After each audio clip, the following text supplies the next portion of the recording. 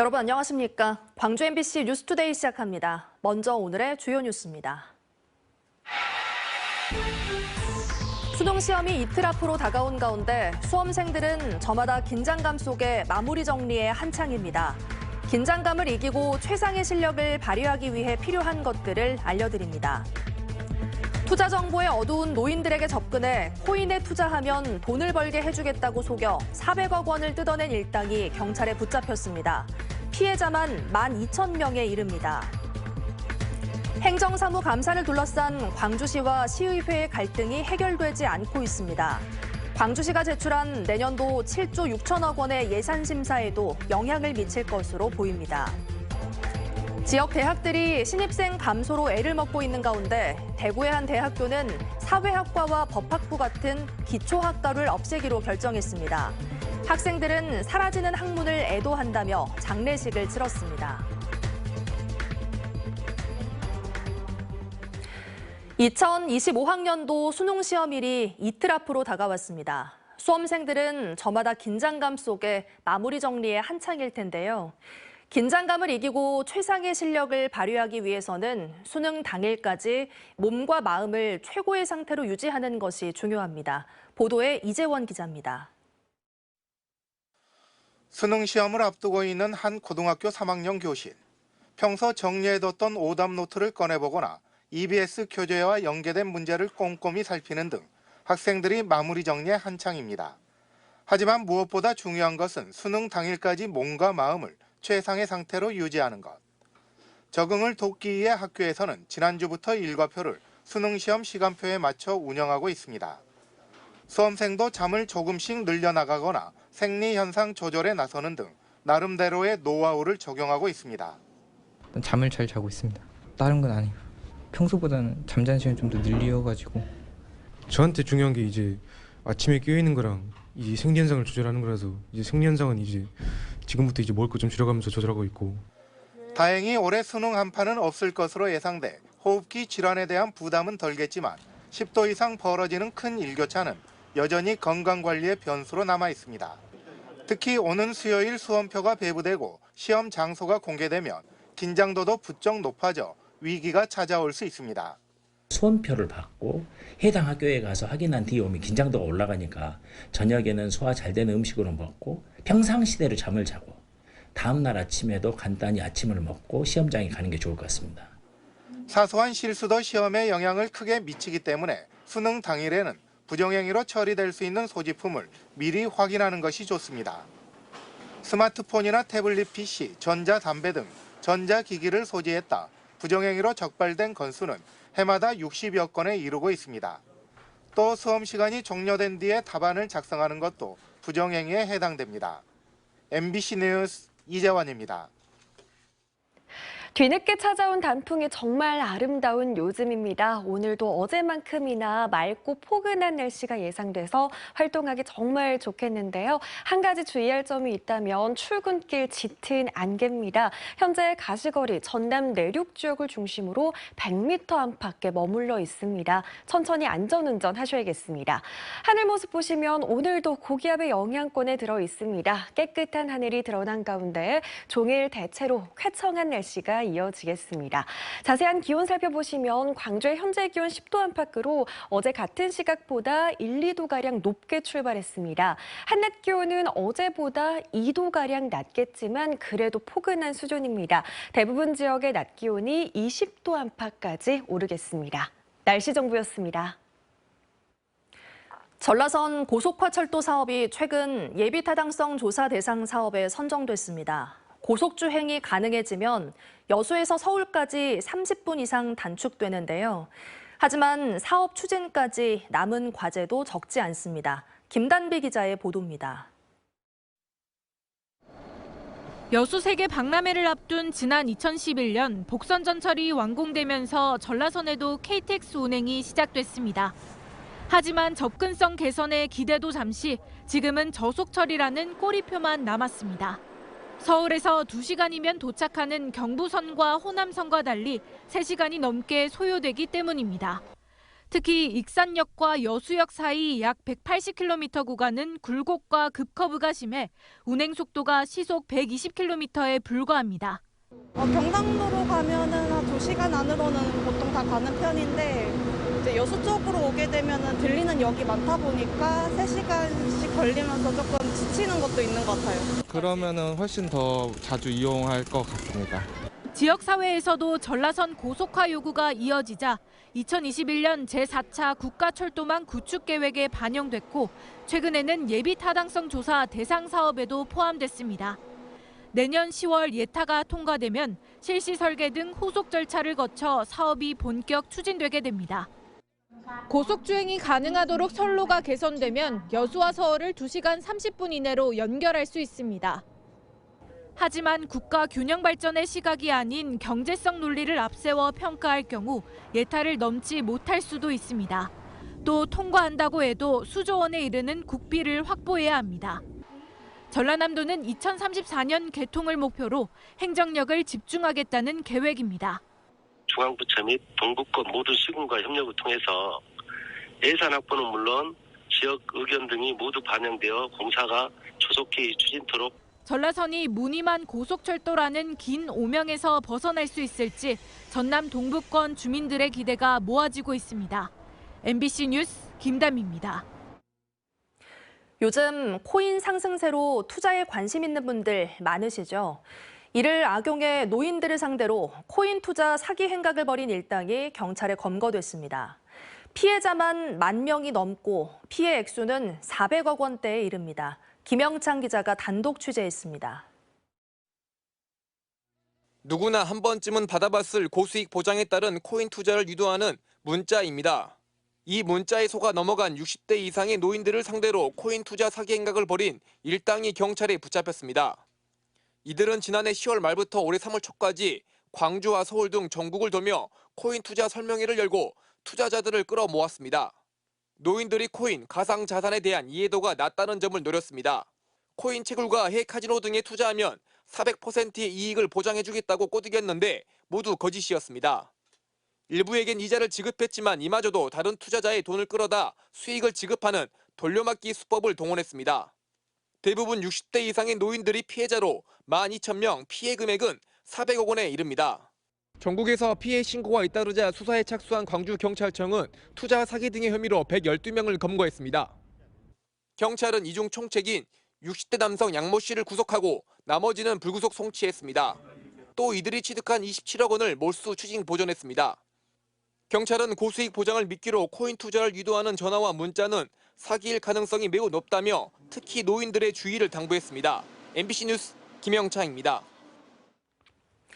지난달 발생한 광주 장애인 택시 세비콜 운영 마비 사태와 관련해 재발 방지를 요구하며 광주 장애인 차별철폐연대가 어제 광주시청을 항의 방문했습니다. 광주 장애인 차별철폐연대 소속의 회원들은 어제 광주시청을 방문해 장애인의 이동권 보장을 위한 세비콜 최저 운행률을 정하라고 촉구했습니다.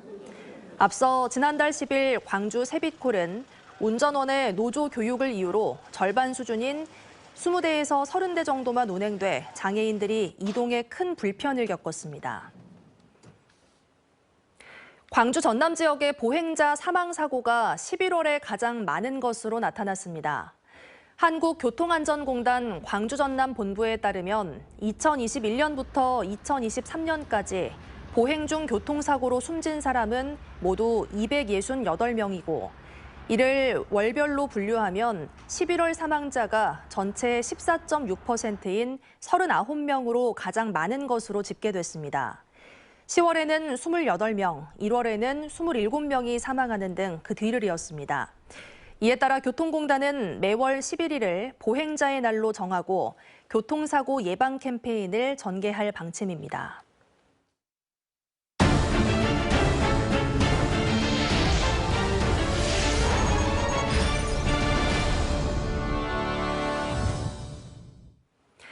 행정사무 감사를 두고 광주시와 광주시의회가 지난주 갈등을 빚었는데 그 여진이 어제도 이어졌습니다. 증인으로 출석한 행정부시장과 시의원들이 사과 여부를 두고 설전을 벌였는데요. 광주시가 의회에 제출한 7조 6천억 원 규모의 예산안 심사에도 영향을 미칠지 긴장감이 높아지고 있습니다. 보도에 송정근 기자입니다. 지난주 행정사무감사에서 부실 자료와 허위 답변 등의 이유로 파행을 거듭했던 광주시의회가 이른 아침부터 전체 의원 간담회를 열었습니다. 비공개 회의에서 의원들은 남은 기간 동안 의회의 권한을 책임 있게 행사하겠다며 전의를 다졌고, 곧바로 산업건설위원회는 광주시 행정부시장과 문화경제부시장을 증인으로 불렀습니다. 고강한 광주광역시 행정부시장, 이상갑 문화경제부시장에 대한 증인 출석 요구의 건은 강수훈 의원이 제안한 대로 가결됐음을 선포합니다. 그런데 증인으로 출석한 고강환 광주시 행정부시장이 행정사무감사 중단의 책임을 놓고 시의원들과 설전을 벌였습니다. 고 부시장은 부실한 자료를 제출한 건 맞지만 감사를 중단할 정도로 심각한 사안은 아니라며 사과를 거부한 겁니다. 고의가 아니고 잘못 답변을 했으면 그걸 허위 답변으로 이렇게 몰아가서 중단하는 것보다는 왜 그 답변을 했는지 다시 한번 물어봐서. 고 부시장의 발언에 시의원들도 곧바로 반발했습니다. 이 사태를 어떻게 수습할 것인가? 나는 질문을 통해서 대화를 통해서 해결하자고 오신 건지, 아니면 이 사태를 더 악화시켜서 불을 지르려고 오는 건지. 광주시 의원들은 부시장의 발언이 광주시가 시의회를 어떻게 인식하고 있는지를 여실히 보여준다며 유감을 나타내고 강기정 광주시장의 입장 표명을 요구하는 입장문을 냈습니다. 그러면서 행정사무감사 과정에서 위증이나 허위 자료 제출이 밝혀지면 해당 부서장에게 과태료를 물도록 강기정 시장에게 요구하기로 했습니다.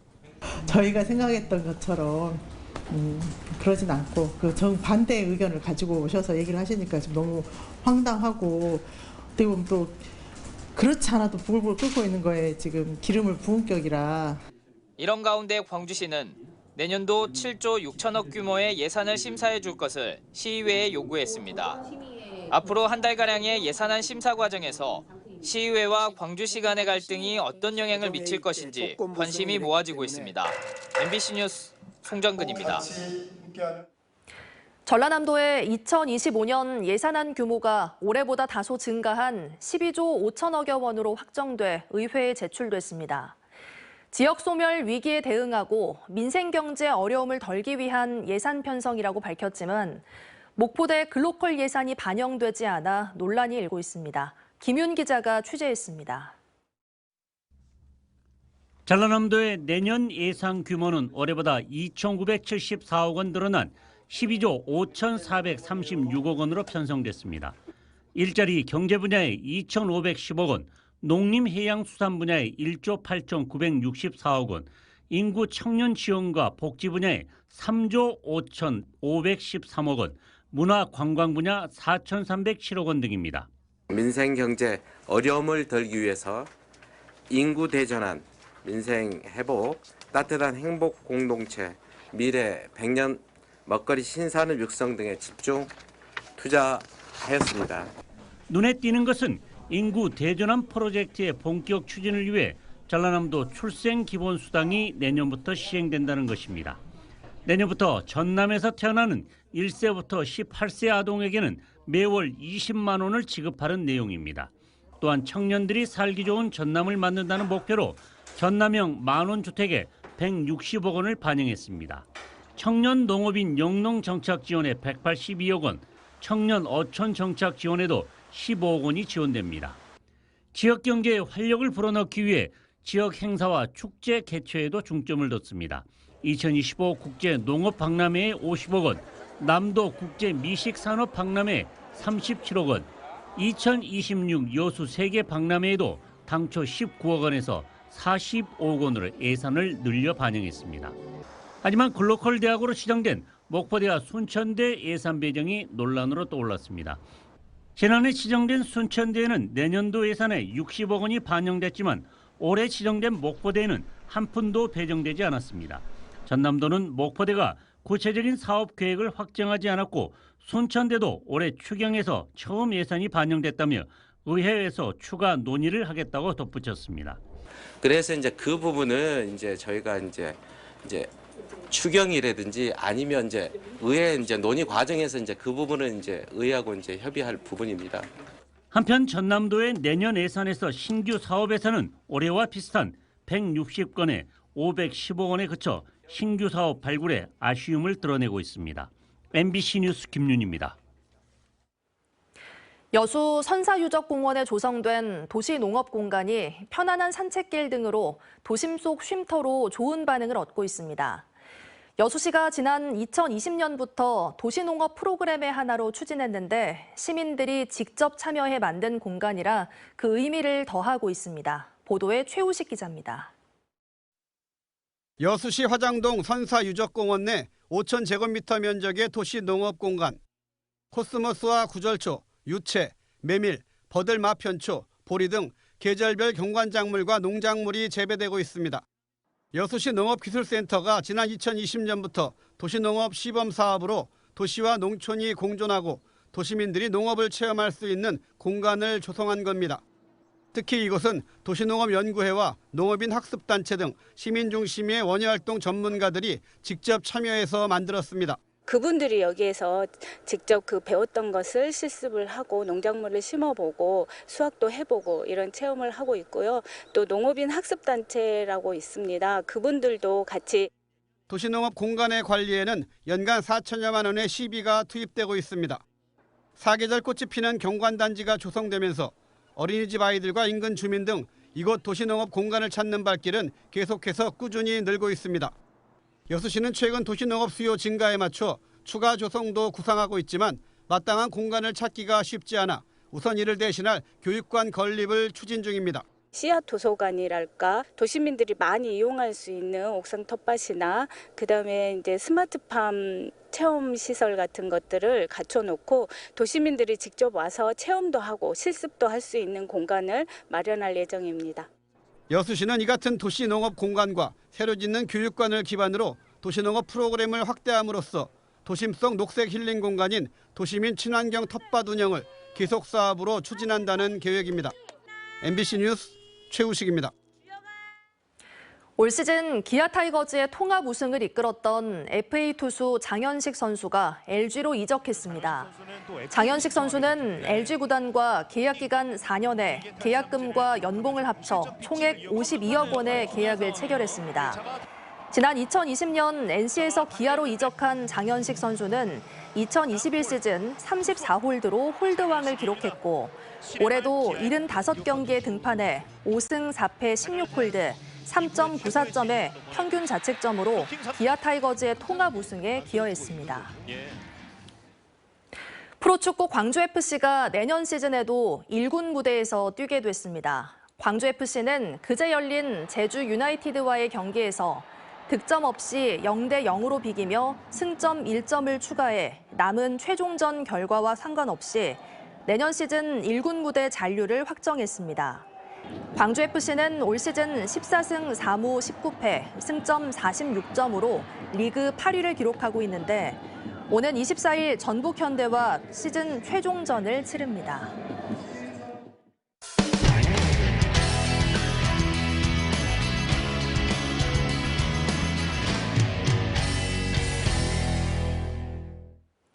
한국천문연구원과 나사 등 한미 공동연구진이 개발한 태양 관측 망원경 코덱스가 국제우주정거장에 무사히 도착했습니다. 앞으로 2년간 태양을 관측하는 역할을 하는데요. 우주환경 예보에 큰 진전이 기대됩니다. 대전문화방송 박선진 기자가 보도합니다. 3, 2, 1, 액션. 태양 관측 망원경인 코덱스를 실은 로켓이 미국에서 우주 발사에 성공해 무사히 국제우주정거장 도킹까지 마쳤습니다. 코덱스는 앞으로 최대 2년간 태양 관측 임무를 수행하게 됩니다. 우주정거장이 지구 한 바퀴를 도는 데 걸리는 90분의 궤도 주기 동안 최대 55분씩 태양의 가장 바깥 부분인 코로나를 관측하는 겁니다. 코덱스는 한국천문연구원과 미국 나사가 공동 개발했는데 연구원 측은 핵심 기술인 편광 카메라 등 하드웨어는 물론 운영 소프트웨어 개발까지 맡았습니다. 지난 5월 우주항공청 개청 이후 첫 우주 탐사 관련 프로젝트로 태양 관측 망원경을 국제우주정거장에 설치한 건 세계 최초입니다. 또 이제 우리가 잘 모르는 부분이 굉장히 많습니다. 그래서 태양 코로나 쪽에 있는 그 입자들의 분출 속도라든가 아니면 온도 분포 이런 것들을 관측할 수 있게 됩니다. 특히 기존 망원경과 달리 하나의 기기로 온도와 속도까지 동시 관측하는 기술도 세계 최초로 개발해 코로나를 2차원 영상으로 구현해낼 수 있게 됐습니다. 이를 통해 태양 표면보다 100만 배 어두운 코로나가 왜 온도는 표면보다 800배나 더 뜨거운 500만 도나 되는지 등의 난제를 풀어낼 계획입니다. 태양풍의 가속 과정이라든지 아니면은 코로나가 그렇게 뜨거워지는 그런 메커니즘, 뜨거워지는 기작들을 저희가 좀 더 확실히 알 수 있게 되고요. 코덱스의 임무 운영과 관제는 나사의 고다드 우주비행센터에서 수행하며 천문연은 원격으로 정보를 수신해 모니터링에 나섭니다. MBC 뉴스 박선진입니다. 대구의 한 대학에서 독특한 장례식이 열렸습니다. 사라지는 학과를 애도하는 자리였는데요. 이 대학에서는 최근 사회학과와 법학부 등을 없애기로 결정했습니다. 대구문화방송 손은민 기자가 보도합니다. 국화로 둘러싸인 단상 위에 영정사진 대신 사회학과 글자가 적혔습니다. 학생들이 그 앞에 꽃을 올리고 묵념합니다. 캠퍼스 안에 차려진 이곳, 학과의 죽음을 애도하는 장례식장입니다. 아쉬운 것 같고 사회는 존재하는데 사회학이 없어지는 게 아직은 잘 모르겠지만 추후에는 조금 크게 다가올 것 같습니다. 대학이 내년부터 사회학과에 신입생을 뽑지 않기로 하자 학생들이 해마다 열던 학술제를 추모제로 바꿔 연 겁니다. 6년 뒤엔 학과가 아예 사라집니다. 올해 입학한 신입생도 졸업생도 불안과 걱정이 앞섭니다. 전과를 해야 되나 아니면 뭐 편입을 준비해야 될까 사회학과에 남아있는 게 맞을까 그런 얘기들을 서울권에 있는 대학에서 이제 공부를 하면 되지 않냐라는 얘기가 많은데 로컬을 연구하기 위해서는 지방에 있는 사회학이 분명히 있어야 된다고 생각을 하고 있기 때문에 법학부와 전자전기공학부 등 이 학교에서 이번에 폐과가 결정된 학과만 6개입니다. 수년째 신입생 정원을 채우지 못한 곳들입니다. 대학은 수요가 있는 방향으로 학과를 계속 개편할 수밖에 없다고 말했습니다. 가장 빠르게 사라지는 건 인문사회, 자연과학 같은 기초학문들입니다.